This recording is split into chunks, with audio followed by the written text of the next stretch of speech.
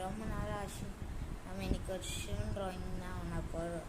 அது எப்படி பண்ணலாம் வாங்க பார்க்கலாம்.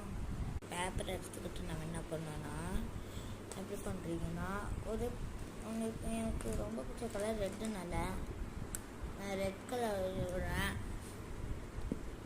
அதில் நான் ஒரு சிவன் தலையை வரைகிறேன். பார்த்துக்கோங்க, சிவன் தலை சிவன் தலையை தாங்க வரையணும்.